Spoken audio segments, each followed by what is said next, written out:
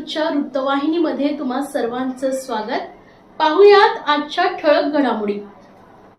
मुख्यमंत्री एकनाथ शिंदे यांचा बालेकिल्ला असलेल्या ठाण्यातील कोपरी पसपाकडी विधानसभा मतदारसंघात सद्यस्थितीत एकूण 3,38,320 मतदार आहेत।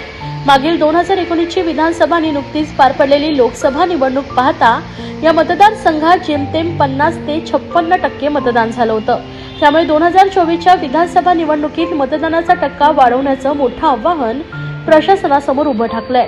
सन 2019 च्या विधानसभा सार्वत्रिक निवडणुकीत 147 कोपरी पसपाकडी विधानसभा मतदारसंघासाठी 49.9% मतदान झालं होतं, तर 2024 च्या लोकसभा निवडणुकीत मतदानाची टक्केवारी 56.25% इतकी होती।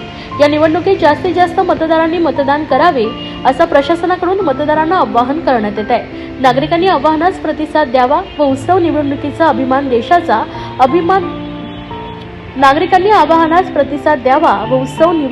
अभिमान देशाचा अभियान यशस्वी करावे असं आवाहन जिल्हा प्रशासनाकडून करण्यात आलं आहे। भारत निवडणूक आयोगाच्या 15 ऑक्टोबर 2024च्या महाराष्ट्रासाठी 288 विधानसभा मतदारसंघासाठी जी निवडणूक प्रक्रिया डिक्लेअर केली त्याच्यात 147 कोपरी पसपाकडी आपण जो प्रश्न विचारला त्यामध्ये आपल्या कोपरी पसपाकडीमध्ये 15/10/2024 पर्यंत 3,38,320 एवढे मतदार आहेत। हे मतदार आपल्यामध्ये 366 मतदान केंद्रावरती जाऊन मतदान करणार आहेत। 366 मतदान केंद्राचं 51 झोनमध्ये आपण विभाजन केलेलं आहे, त्यावरती झोनल ऑफिसर नेमलेले आहे, ज्याद्वारे ही प्रक्रिया पार पाडली जाईल। मुख्यमंत्र्यांचा हा मतदारसंघ आहे, त्यामुळे तुम्ही अशी विशेष दक्षता काय घेतली आहे की मागच्या वेळेस बरीच काही सावा गोंधळ झाला होता म्हणा किंवा मतदारांना मतदान करण्यात गैरसुविधा झाल्या होत्या, तर यावेळी जिल्हाधिकाऱ्यांनी म्हटलेलं आहे की मॅनेजमेंट प्लॅन मागवणाऱ्या प्रत्येक मतदान केंद्राचा तुम्ही कधी तयारी केली? ॲश्युअर्ड मिनिमम फॅसिलिटी भारत निवडणूक आयोगाच्या निर्देशाप्रमाणे ज्या आपण सूचना दिलेल्या आहेत त्या सूचनानुसार आपण तो प्लॅन तयार करतोय। माननीय जिल्हाधिकारी महोदयांनी याच्या अनुषंगाने काल बैठका घेऊन आमचा आढावा घेतला आणि त्यांना अपेक्षित असलेल्या सर्व सोयी सुविधा उपलब्ध करून देण्याबाबत निर्देश दिलेले आहेत। या मतदारसंघात स्वतः मुख्यमंत्री एकनाथ शिंदे उभे राहणार आहेत, त्याचं काही दडपण असणार आहे का तुमचं? निवडणूक प्रक्रियेमध्ये निपक्षपातीपणे निवडणूक घेणं हे भारत निवडणूक आयोगाचं एक ध्येय आहे आणि त्यानुसार आपण कारवाई करतो। भारत निवडणूक आयोगानं 20 नोव्हेंबर 2024 बुधवारी जी निवडणुकीची तारीख डिक्लेअर केली त्याचा हेतूच आहे की सर्वांनी मतदानाने हिरिरीने सहभागी व्हावं त्यामध्ये आणि मतदानाचे टक्केवारी वाढावी, जेणेकरून राज्य लेवलचे जे टक्केवारी आहे त्याच्यावर आपण मतदान करण्याचं उद्देश ठेवले आहे। कोपरी पसपाकडीच्या अनुषंगानं आमच्याकडे अशा पद्धतीचे जे तक्रारी होते त्याचं स्वरूप नगण्य होतं, त्यावेळेला आम्ही त्याचं सोल्युशन काढले। यावेळेला अशी सिच्युएशन येणार नाही याची बाबत आम्हाला वरिष्ठांच्या सूचना आहेत, आम्ही ECIच्या जे डिरेक्शननुसार तंतोतंत पालन करू।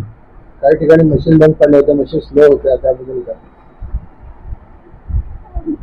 लोकसभेचा 147च्या अनुषंगाने विचाराल तर फक्त व्हीव्हीपॅटचा इश्यू आला होता 9। माझ्या मतदारसंघामध्ये BU किंवा CU खराब झाला नव्हता आणि कोणत्याही ठिकाणी संध्याकाळी 6 वाजले 6:30 पर्यंत त्या पुढं 8 मतदान केंद्रावरती फक्त लाईनी होत्या, इतरत्र त्या लाईनी नव्हत्या।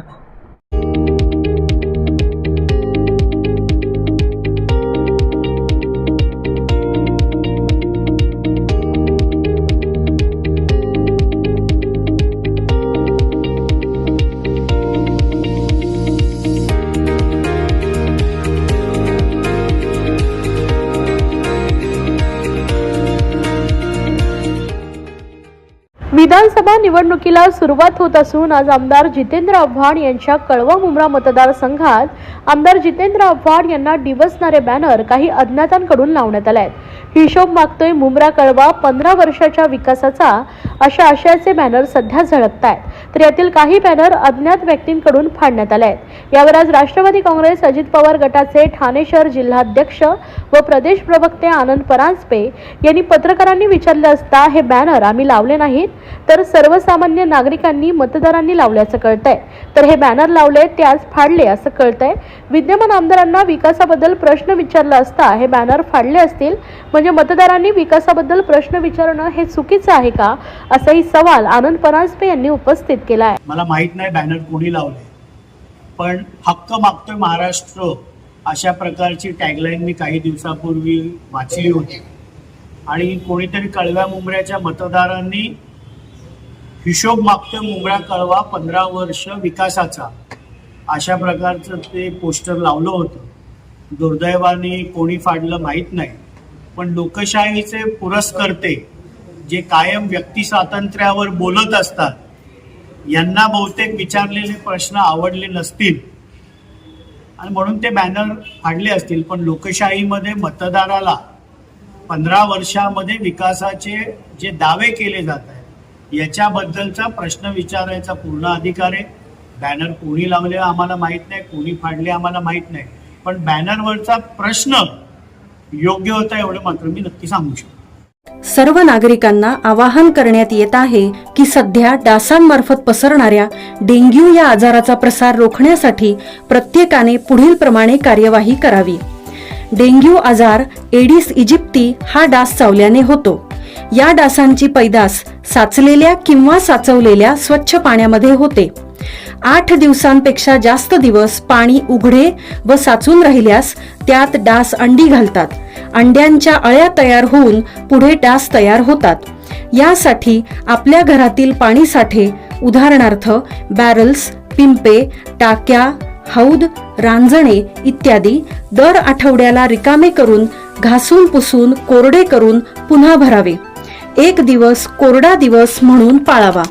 पाणी साठ्यांना घट्ट झाकणे बसवावीत किंवा जुनी साडी, चादर, धोतर यांनी बांधून झाकून ठेवावीत, म्हणजे डास त्यात जाऊन अंडी घालणार नाहीत। घराच्या गच्चीवर आजूबाजूला अंगणात कोठेही पाणी साचू देऊ नये। भंगार सामान उघड्यावर टाकू नये, उदाहरणार्थ टायर्स, प्लास्टिक सामान, कुंड्या, टाकाऊ वस्तू इत्यादी। अशा सामानात पावसाचे पाणी साठून त्यात डेंग्यूच्या डासांची पैदास होते।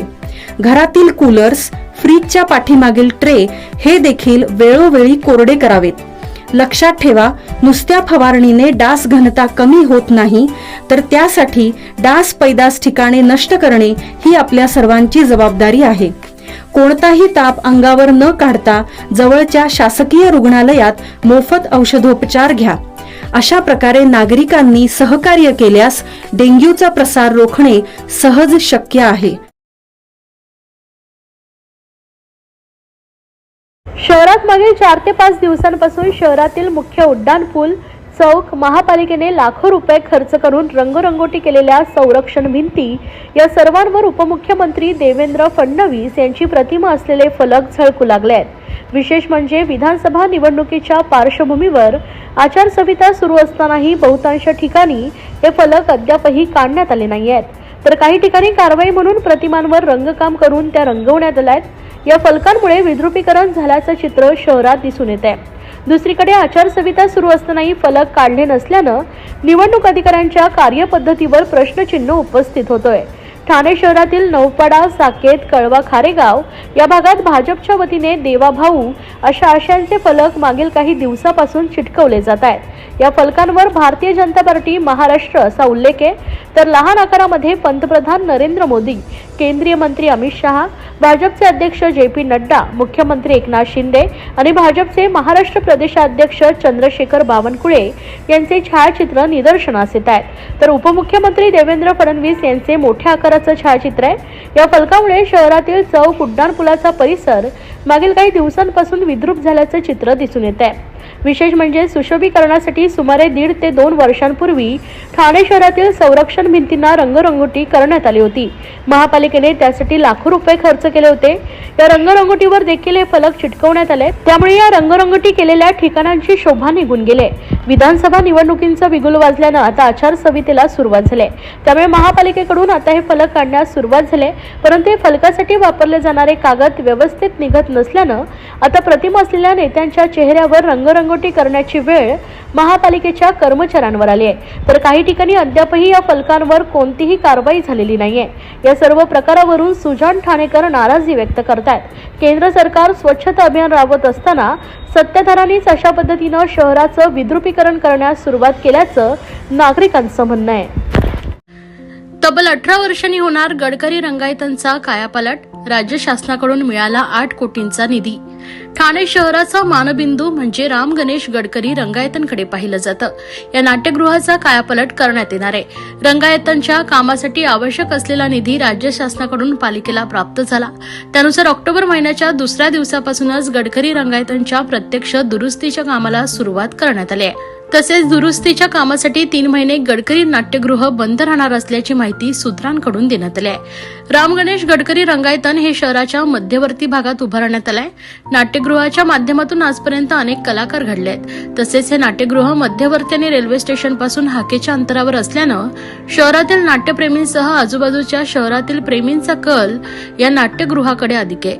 या नाट्यगृहात आवडते नाटक, शास्त्रीय संगीत कार्यक्रम, सुरमई गाण्यांच्या मैफिलीचा अनुभव घेण्यासाठी येत असतात. या ठिकाणी येणाऱ्या प्रेक्षकांमध्ये तरुणांपासून ते वयोवृद्ध नागरिकांचा समावेश आहे. त्यातच गडकरी रंगायतांचं स्ट्रक्चरल ऑडिट करण्यात आलंय. त्यात मूळ वास्तू सुस्थितीत असून अंतर्गत रचना आणि सुविधा यात आमूलाग्र बदल करण्याची गरज असल्याचं स्पष्ट झालंय. त्यानुसार रंगायतांच्या नूतनीकरणाचा प्रस्ताव ठाणे महापालिकेने राज्य सरकारकडे दिला होता. त्यास मंजुरी मिळाली असून 8 कोटींचा निधी मंजूर झालाय.